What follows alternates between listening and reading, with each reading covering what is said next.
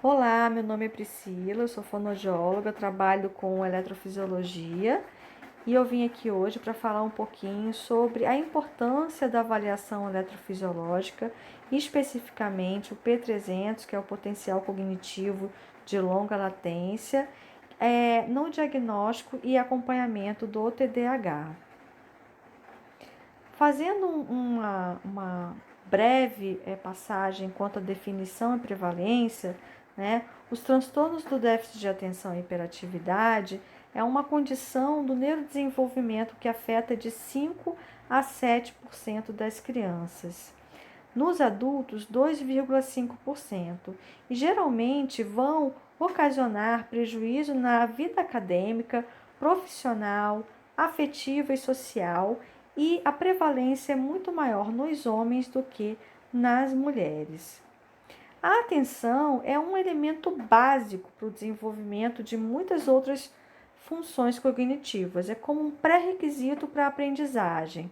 Então, os problemas de atenção identificados durante os anos pré-escolares podem marcar o início de problemas acadêmicos crescentes e o abandono escolar e os problemas psicológicos na vida. O TDAH é caracterizado por falta de atenção, hiperatividade, impulsividade, o desempenho acadêmico defeituoso, relações familiares e sociais problemáticas e necessidade de ajuste psicossocial. De acordo com a quinta edição do Manual de Diagnóstico Estatístico de Transtornos Mentais, a DSM-5, o TDAH é caracterizado por duas principais apresentações de sintomas, que seria a desatenção e hiperatividade com impulsividade. Embora esses sintomas ocorram com frequência, a sua expressão pode ser desequilibrada, levando a uma subdivisão. O TDAH ele pode ser classificado em 3 subtipos, especificamente com predomínio impulsivo e hiperativo, ou com predomínio de desatenção, ou combinado, tanto com hiperatividade e desatenção. Os sintomas ocorrem antes dos 12 anos de idade e estão presentes em pelo menos 2 ambientes diferentes. E é possível o diagnóstico simultâneo com o transtorno do espectro autista, o TEA. Existem várias metodologias para avaliar a atenção e processos cognitivos, incluindo a avaliação do potencial evocado auditivo ou potencial cognitivo, ou P300, tanto faz, é a mesma coisa. Porém, cabe ressaltar que o P300 é um método de diagnóstico complementar, de modo que seus achados devem sempre ser correlacionados com outras avaliações, bem como a história clínica do paciente. É um procedimento sensível para prever mudanças na atenção e outras funções corticais em paciente com TDAH. É através do P300 que avaliamos como o som foi processado e discriminado e se o paciente tem foco, atenção e tomada de decisão perante aquele som. Ocorre quando o paciente é capaz de reconhecer de maneira consciente a presença de 2 estímulos sonoros diferentes e ou a mudança do estímulo acústico associado a uma tarefa cognitiva. O procedimento normalmente é realizado com 2 estímulos acústicos, um som é eliciado de modo frequente, sempre igual, e um som é eliciado de modo infrequente, ou seja, raramente ele aparece, né? Um som diferente. Então, o avaliado ele precisa prestar atenção nesses estímulos raros, nesses estímulos diferentes, estranhos, que são estímulos baseados no paradigma audible, tecnicamente falando. Então, a obtenção do P300 é feita através da análise da latência e amplitude referente ao surgimento do potencial representado por um pico positivo em aproximadamente 300 milissegundos, que é a medida de tempo que uma resposta neuronal leva após um evento sonoro e está relacionada à velocidade de processamento do sinal sonoro.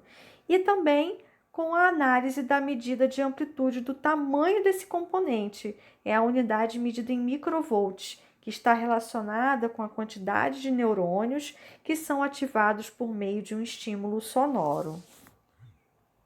Estudos neuropsicológicos sugerem uma associação entre o TDAH e alterações neurais no córtex pré-frontal e suas projeções em várias estruturas subcorticais. Todas as habilidades que envolvem as funções executivas estão relacionadas com o lobo pré-frontal e frontal e são responsáveis pelo planejamento, tomada de decisões, modulação de comportamento social e pensamentos complexos. O principal gerador do P300 é o córtex frontal. Ele funciona como um grande maestro, sendo responsável pela tomada de decisão, planejamento e análise das consequências de ações futuras. Então, o TDAH, ele não consegue fazer isso muito bem. Ele simplesmente arrisca e vê no que vai dar. Esse diálogo ilustra muito bem isso, né? Que é um personagem que está preocupado com uma situação financeira e o outro personagem propõe algo que está fora da realidade, né? Sem pensar nas consequências através de uma atitude impulsiva. Então, o córtex frontal ele tem um papel fundamental nas 3 dimensões das funções executivas. E as funções executivas normalmente estão alteradas no TDAH, que são a memória de trabalho, a flexibilidade cognitiva e o controle inibitório. Inclusive, essas 3 funções executivas também estão relacionadas com outras patologias, o TEA, quadros de demência, alguns casos de dificuldade de aprendizagem, em que o P300 pode ser uma ferramenta importante de diagnóstico e acompanhamento dessas alterações. Os efeitos da atenção vão refletir no P300, ocasionando mudanças na latência e na amplitude dessa onda. Geralmente, espera-se de um quadro de TDAH um aumento da latência, ou seja, o indivíduo leva um maior tempo para identificar e reconhecer o estímulo raro e ter uma tomada de decisão. E por ser especificamente desatento ou por dar uma resposta no tempo errado, por impulsividade ou as 2 situações ao mesmo tempo. No início do exame, o TDAH geralmente vai bem, apresentando um P300 com boa amplitude, mas no decorrer do exame, a amplitude vai diminuindo devido à falta de foco e atenção. Então, um pequeno atraso na onda do P300 pode indicar um prejuízo no processamento cognitivo em consequência de um quadro de desatenção, e uma diminuição da amplitude indica uma alteração também em função da atenção. Inúmeras pesquisas já associaram o TDAH à alteração do processamento auditivo central. Boa parte dos sintomas do TDAH coincidem com os sintomas de alterações do processamento auditivo central. As dificuldades do processamento auditivo, eventualmente observadas em portadores de TDAH, elas não representam um déficit primário, sendo mais entendidas como um fenômeno secundário à desatenção. Então, o diagnóstico diferencial entre o TDAH e desordens do processamento auditivo central são bastante complexos, porque nas 2 patologias há uma diminuição da discriminação auditiva em ambientes ruidosos ou em sons competitivos, que podem causar uma inquietação e comportamentos distraídos em ambas as condições. Existem evidências clínicas que correlacionam a prematuridade com o TDAH. Então, as crianças que nasceram muito prematuras, com menos de 33 semanas de gestação, têm um risco de 2 a 3 vezes maior de serem diagnosticadas com TDAH em comparação com seus pares nascidos a termo.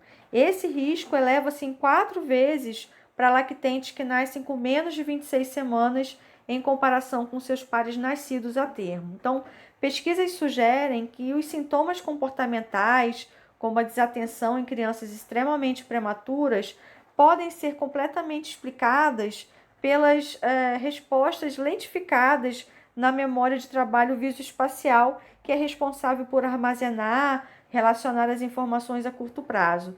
E a memória de trabalho ela é de fundamental importância para a aprendizagem. Ela está intimamente relacionada com a inteligência geral. A maioria dos estudos realizados até o momento, em amostras em prematuros extremos, se concentraram na idade escolar, né, que quando o TDAH é tipicamente diagnosticado. O diagnóstico exige cautela, né? O tratamento e acompanhamento do TDAH exige o envolvimento de uma equipe multidisciplinar, de vários profissionais, para que a gente possa traçar uma melhor conduta de acordo com cada caso especificamente. Em alguns casos, faz-se necessário, a critério médico, a introdução medicamentosa. E a avaliação eletrofisiológica, o P300, ele vai favorecer tanto no diagnóstico quanto no acompanhamento da eficiência dessa medicação, por exemplo. Então, o P300 ele quantifica e interpreta as mudanças induzidas pelo tratamento medicamentoso. Ele é utilizado como uma ferramenta de triagem de habilidades cognitivas, de atenção, discriminação, integração, memória e decisão. Então, estudos avaliaram as crianças com TDAH usando uma linha de base, né, sem o tratamento medicamentoso e seguida de um pós-tratamento com tratamento medicamentoso. Então, os dados mostraram que crianças com TDAH não medicadas apresentaram valores anormais de P300, né? Baixa amplitude e latências aumentadas. E as crianças com TDAH medicadas apresentaram valores de P300 dentro dos limites da normalidade para a faixa etária. Então, no caso da realização do P300 no TDAH, o médico sempre precisa informar se o exame deve ser feito com ou sem medicação, porque o resultado será diferente nessas duas situações de avaliação. Então, em algumas situações, a solicitação médica ela é feita nas duas condições, com e sem medicação, para que a gente possa avaliar o quanto essa medicação está favorecendo no processo atencional. O exame ele pode ser realizado em crianças a partir de 5 anos de idade, porque nessa faixa etária já existem valores normativos para a aplicação do teste. Ao redor dos 5 anos de idade, o cérebro da criança ele atinge cerca de 90% do volume do cérebro de um adulto, né? É importante ressaltar que ouvir, compreender, armazenar são habilidades que demandam foco, atenção, tomada de decisão e discriminação, né? Na suspeita de um quadro de TDAH, procure um neurologista, um neuropsicólogo, um psiquiatra. O sistema auditivo e o sistema atencional, eles se completam, né? E tem que ficar muito claro, o P300 é um exame complementar. Nós nunca podemos acreditar na resposta de apenas um procedimento. O diagnóstico do TDAH, ele deve estar sempre associados a outros métodos de avaliação comportamental.